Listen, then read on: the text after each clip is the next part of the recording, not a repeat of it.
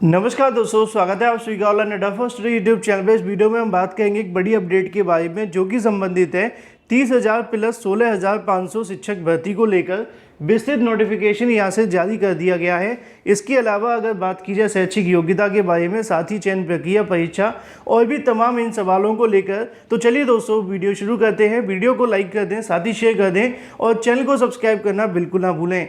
यहाँ पे जो आपको वैकेंसी देखने के लिए मिलती है वो 30,000 प्लस 16,500 पदों पर होगी। 30,000 प्लस 16,000 पदों पे भर्ती को लेकर नोटिफिकेशन जारी हुआ है। तो दोस्तों यहाँ पे आप सभी के सामने आ जाता है ऑफिशियल नोटिफिकेशन, जिसके माध्यम से पूरी जानकारी आप सभी को दी जाएगी। और शुरुआत करेंगे सबसे पहले शैक्षिक योग्यता के बारे में, क्योंकि सबसे पहला सवाल यही होता है। अभ्यर्थी वीडियो को देखे बिना पहले ही कमेंट करते हैं कि सर बीएड आवेदन कर सकता है कि बीटीसी आवेदन कर सकता है, या फिर इसके अलावा बीएलएड या फिर एनआईयूएससी डीएलएड या जो भी यहाँ पे शिक्षक बनने के लिए कोर्स सरकार के माध्यम से करवाए जाते हैं। तो उन सभी सवालों के जवाब मैं आप सभी को दे दूं। सबसे पहले अगर बात की जाए 1 to 5 के लिए प्राथमिक शिक्षक बनने के लिए अगर आप सभी इसमें आवेदन करना चाहते हैं तो आपके पास क्या होना चाहिए। यहाँ पे लिखा हुआ है कि 50% अंकों के साथ में अगर आपने उच्चतर माध्यमिक या फिर प्रारंभिक शिक्षा के अंदर द्विवर्षीय डिप्लोमा अगर आपने प्राप्त कर रखा है तो आप सभी इसके लिए आवेदन कर सकते हैं। जिसका मतलब ये है कि डिप्लोमा इन एलिमेंट्री एजुकेशन वाले अभ्यर्थी इसके लिए आवेदन कर सकते हैं। लेकिन आपको याद रखना है कि 50% मार्क्स के साथ ही आप भी इसके लिए आवेदन करेंगे। जो अपीयरिंग के होंगे, जिनका फाइनल ईयर चल रहा होगा, वो भी इसके अंदर आवेदन कर सकते हैं। इसको लेकर कोई दिक्कत वाली बात नहीं होगी। अथवा अगर बात की जाए न्यूनतम 45% अंकों के साथ में या फिर प्रारंभिक शिक्षा के साथ में अगर आपने कर रखा है, यहाँ पे बात की जा रही है आप सभी के लिए डिप्लोमा इन एलिमेंट्री एजुकेशन, जिस भी नाम से जाना जाता हो, एनसीटीई के माध्यम से रिकॉग्नाइज हो, तो आप भी इसके लिए आवेदन कर सकते हैं। इसके अलावा अगर बात की जाए तीसरे नंबर पर न्यूनतम 50% अंकों के साथ में 4 वर्षीय प्रारंभिक शिक्षा के अंदर स्नातक के साथ में अगर आपने बीएड कर रखा है तब भी इसके अंदर आप भी आवेदन कर सकते हैं।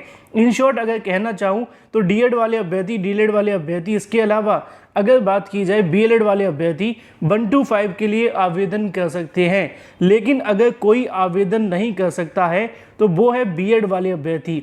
आपको सुनने में अजीब लगेगा लेकिन सच तो यही है कि राजस्थान के अंदर बीएड वाले अभ्यर्थी आवेदन नहीं कर सकते हैं प्राथमिक शिक्षक भर्ती के लिए। ये बात आप सभी को याद रखनी है। बाकी अगर आप बीटीसी हैं या फिर इसके अलावा बीएलएड आपने कर रखा है या जो भी आपने कर रखा है, आप सभी इसके लिए आवेदन कर सकते हैं। एनआईयूएससी डीएलएड वाले अभ्यर्थी भी इसके लिए आवेदन कर सकते हैं, जैसा कि आप सभी को यहाँ पे भी देखने के लिए मिल जाएगा। अगर बात की जाए ऑप्शन नंबर डी के अंदर, तो यहाँ पे ऐसे अभ्यर्थी जिन्होंने 50% मार्क्स के साथ में डिप्लोमा इन एजुकेशन के अंदर आपने पास किया है तो वो भी इसके लिए आवेदन कर सकते हैं। इसके अलावा अगर बात की स्नातक प्रारंभिक शिक्षा के अंदर द्विवर्षीय डिप्लोमा अगर आपने कर रखा है, जिस भी नाम से जाना जाता हो, तो आप इसके लिए आवेदन कर लेंगे। लेकिन अगर बात की जाए ABCD सामान्य शिक्षक तथा डी विशेष शिक्षक के पद के लिए है, एनआईयूएस की बारे में भी यहाँ पे जानकारी आपको देखने के लिए मिल जाती है, जिसमें बताया जाता है कि एनआईयूएस से डीएलएड करने वाले जो अभ्यर्थी होंगे उनको भी यहाँ पे शामिल किया जाएगा। मैंने आपको पहले ही बता दिया है कि एनआईयूएस से डीएलएड करने वाले छात्रों को यहाँ पे डीएलएड के समान कंसीडर किया जाएगा। तो ऐसे अभ्यर्थी जिन्होंने एनआईयूएस से डीएलएड कर रखा है वो भी इसके लिए आवेदन कर सकते हैं। अब ये तो बात हो जाती है 1 to 5 के लिए, मतलब कि प्राथमिक शिक्षक भर्ती के लिए। अगर बात की जाए 6 to 8 के लिए, तो यहाँ पे 6 to 8 के बारे में भी कुछ शैक्षिक योग्यताएं दी गई हैं। 6 to 8 के अंदर शिक्षक पात्रता परीक्षा के लिए न्यूनतम शैक्षणिक योग्यताएं आप सभी के सामने लिखी हुई हैं कि स्नातक और प्रारंभिक शिक्षा के अंदर द्विवर्षीय डिप्लोमा, जिस भी नाम से जाना जाता हो, डिप्लोमा इन एलिमेंट्री एजुकेशन, जिस भी नाम से जाना जाता है, आप सभी इसके लिए आवेदन कर सकते हैं। लेकिन 50% अंकों के साथ में होना चाहिए। यहाँ पे लिखा हुआ है बी के अंदर कि 50% अंकों के साथ में स्नातक या फिर स्नातकोत्तर एवं बीएड उत्तीर्ण अभ्यर्थी या फिर बीएड कोर्स के अंतिम वर्ष के अध्ययन करने वाले अभ्यर्थी भी इसके लिए आवेदन कर सकते हैं। मतलब ये है कि राजस्थान के अंदर प्राथमिक में आप आवेदन नहीं कर सकते, लेकिन जूनियर में आप आवेदन कर सकते हैं। न्यूनतम की अगर बात की जाए तो 15% अंकों के साथ में स्नातक एवं शिक्षा शास्त्र के साथ अगर आपने बीएड कर रखा है तब भी आप सभी इसके लिए आवेदन कर सकते हैं। इसके साथ अगर बात की जाए डिप्लोमा इन एलिमेंट्री एजुकेशन के बारे में, तो यहाँ पे लिखा हुआ है कि बीएड वाले अभ्यर्थी भी 6 to 8 के लिए आवेदन कर सकते हैं। इसके साथ ही अगर बात की जाए बीए, बीएससी, बीएड या फिर अगर बात की जाए और भी तमाम या कोर्स जो लिखे हुए हैं, ये अभ्यर्थी भी इसके लिए आवेदन करेंगे। इसके साथ एफ के अंदर भी यहाँ पे लिखा हुआ है कि 50% अंकों के साथ में बीएड स्पेशल एजुकेशन के अंदर जो अभ्यर्थी पास हैं वो भी यहाँ पे आवेदन कर सकते हैं। इसके अंदर एक स्पष्टीकरण आपको और देखने के लिए मिल जाता है कि बीएड अभ्यर्थी को शामिल तो किया जाता है, लेकिन एटलीस्ट 50% मार्क्स के साथ आपने ग्रेजुएशन किया हो या पोस्ट ग्रेजुएशन किया हो तभी इसके अंदर अभ्यर्थी आवेदन करेंगे। अगर नहीं किया है तो आप भी आवेदन नहीं कर सकते हैं। इसके साथ ही यहाँ पे कुछ और जानकारियाँ आपको देखने के लिए मिल जाती हैं जो कि आप सभी के सामने पाठ्यक्रम को लेकर हैं। अब थोड़ी सी बात कर लेते हैं मेन मुद्दों के बारे में। मैंने आपको बता दिया कि आवेदन कौन कौन कर सकते हैं। जैसा कि सुबह की वीडियो के माध्यम से मैंने आप सभी को जानकारी दी थी कि राजस्थान के अंदर लगभग 40,000 से अधिक पदों पर, मतलब 46,500 पदों पर शिक्षक भर्ती करवाई जाएगी। ये शिक्षक भर्ती कैसे होगी वो आप समझ लो। पहले आपकी रीट की परीक्षा होगी। रीट के लिए सभी छात्रों को आवेदन करना होगा। जो रीट पास करेंगे उन्हीं को इन 46,000 भर्ती में बैठने का मौका मिलेगा। मतलब ये है कि अगर आप रीट क्वालिफाई नहीं हो पाते हैं तो आप 46,000 भर्ती के अंदर नहीं बैठ पाएंगे। अगर आप रीट क्वालिफाई हो जाते हैं तो आप 46,500 शिक्षक भर्ती के अंदर बैठ पाएंगे, प्राथमिक और जूनियर के अंदर। यहाँ पे लिखा हुआ है कि आपका नोटिफिकेशन जारी कर दिया गया है। इसके अलावा जो आपके सामने सुबह बताया गया था वही लाइन यहाँ पे दोबारा से छाप दी गई है। वेबसाइट में ऑनलाइन आवेदन के लिए 18 तारीख से लेकर 28/5/2022 तक आवेदन कर सकते हैं। 18/4 से लेकर 13/5 तक आप सभी यहाँ से बैंकों के आधार पर मुद्रण करा सकते हैं, मतलब कि ऑफलाइन चालन के माध्यम से फीस जमा करा सकते हैं। वेबसाइट में प्रवेश पत्र आपके जारी कर दिए जाएंगे 14/7/2022 को। इसके अलावा जो आपका एग्ज़ाम करवाया जाएगा 23/7/2022 से लेकर 24/7/2022 को होगा। परीक्षा प्रारंभ होने की जो जानकारी वो मैंने आपको सुबह भी दी थी, सेम आपको यहाँ पे देखने के लिए मिल जाती है। इसके अलावा यहाँ पे कुछ और जानकारियाँ लिखी हुई हैं, जैसा कि लिखा हुआ है कि लेवल 1 और लेवल 2 के लिए सूचना अलग से विज्ञप्ति के माध्यम से जारी की जाएगी।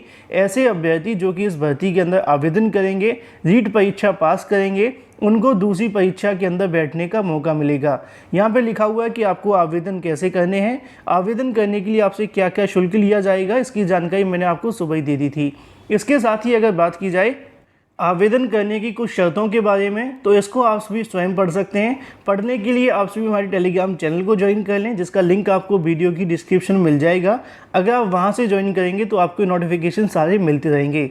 यहाँ पे लिखा हुआ है कि रीट 2022 के अंदर बैठने के लिए न्यूनतम शैक्षिक योग्यता क्या है, मैंने आपको बता दी है कि न्यूनतम शैक्षिक योग्यता यही है कि प्राथमिक के अंदर जेबीटी अभ्यर्थी, ईटीटी अभ्यर्थी, बीटीसी अभ्यर्थी, बीएसटीसी अभ्यर्थी और डीएलएड के अभ्यर्थी आवेदन कर सकते हैं, सिर्फ बीएड वाले छात्रों को छोड़कर। जूनियर के अंदर सभी आवेदन कर सकते हैं, ठीक है। इसके साथ ही अगर बात की जाए आपकी आगे की अपडेट के बारे में, ये तो शैक्षिक योग्यता हो जाती है। एक सवाल आप सभी के मन में था कि उत्तर प्रदेश के अभ्यर्थी आवेदन कर सकते हैं कि नहीं। हालांकि मैंने सुबह बता दिया था, थंबनेल में लिखा भी था, लेकिन फिर भी अभ्यर्थी पूछते हैं, तो बिल्कुल उत्तर प्रदेश के अभ्यर्थी आवेदन कर सकते हैं। लेकिन एक शर्त आप सभी के लिए रहेगी कि आप एज ए जनरल काउंट किए जाएंगे। इसमें कोई बड़ी बात नहीं है, क्योंकि एज ए जनरल ही काउंट किया जाता है जब हम अदर स्टेट में जाते हैं। अब हमारे स्टेट के अंदर भर्तियाँ नहीं आ रही हैं, अदर स्टेट में अगर भर्ती आ रही है तो इसमें बुराई नहीं है, आप लोग एक सीट के लिए आगे जा सकते हैं।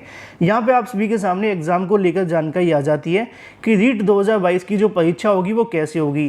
पहले लिखा हुआ है कि 1 to 5 के लिए जो आपकी परीक्षा होगी वो 150 अंकों की होगी। 2.5 घंटे का समय दिया जाएगा, जिसके अंदर बाल विकास के 30 क्वेश्चन होंगे, 30 अंक होंगे। भाषा की अगर बात की जाए हिंदी, अंग्रेजी, संस्कृत, उर्दू, सिंधी, पंजाबी, गुजराती, जिसका भी आप चयन करते हैं उसके 30 क्वेश्चन होंगे और 30 अंक मिलेंगे। खंड दूसरे के अंदर भी आपको एक भाषा देखने के लिए मिलेगी जिसका आप चयन करेंगे, उसके 30 अंक आपके होंगे। इसके अलावा गणित आपकी अनिवार्य रूप से होगी, और अगर बात की जाए पर्यावरण अध्ययन भी आपकी अनिवार्य होगी, जिसमें आपको 30-30 क्वेश्चन होंगे और 30-30 अंक मिलेंगे। मतलब कि 150 क्वेश्चन हो जाते हैं और 150 ही आपके जो नंबर है वो देखने के लिए मिलेंगे। यहाँ पे लिखा है कि किसी भी कारण परीक्षार्थी आवेदन करते समय अगर भाषा 1 या 2 के अलावा किसी और भाषा को हल करता है तो कोई सुधार नहीं होगा, ये होता भी नहीं है, पहले आपको पता होना चाहिए। इसके अलावा प्रश्नों की जो यहाँ पे आप सभी के सामने लेवल होगा वो बताया जाता है कि प्रश्न पत्र 6 से 11 के वर्ष की आयु के बच्चों के पठन पाठन एवं स्तर से संबंधित पूछे जाएंगे, ठीक है। इसके बारे में भाषा 2 के बारे में जानकारी दी गई है। अब थोड़ी सी बात कर लेते हैं 6 to 8 को लेकर। 6 to 8 की जो आपकी परीक्षा होगी उसमें 150 अंक आपको देखने के लिए मिलेंगे। आपको 2.5 घंटे का समय मिलेगा। आपकी जो बाल विकास होगा वो अनिवार्य रूप से 30 अंकों का होगा। भाषा का जिसका आप चयन करते हैं उसके 30-30 क्वेश्चन होंगे, 30-30 आपको नंबर मिलेंगे। 60 अंक का आपको देखने के लिए मिलेगा गणित एवं विज्ञान के शिक्षक के लिए, या फिर सामाजिक अध्ययन के शिक्षक के लिए, या फिर अन्य विषय के शिक्षक के लिए। ठीक है, तो यहाँ पे जिसका भी आप यहाँ से आवेदन करेंगे उसके अनुसार आप चयन कर सकते हैं। जो आपके क्वेश्चन होंगे वो 11 से लेकर 14 वर्ष के अभ्यर्थियों से संबंधित पूछे जाएंगे। इसके अलावा यहाँ पर और भी बहुत सारी जानकारियाँ लिखी हुई हैं जिसको अगर आप चाहें तो पढ़ भी सकते हैं। अब बात आती है परीक्षा के आयोजन के बारे में, तो आपको पहले बता दिया 23 या 24 को होगी। आवश्यकता पड़ी तो आगे बढ़ाई जा सकती है 25 जुलाई को भी। यहाँ पर लिखा हुआ है कि 10 बजे से लेकर 12:30, 3 से लेकर 5:30 के बीच में।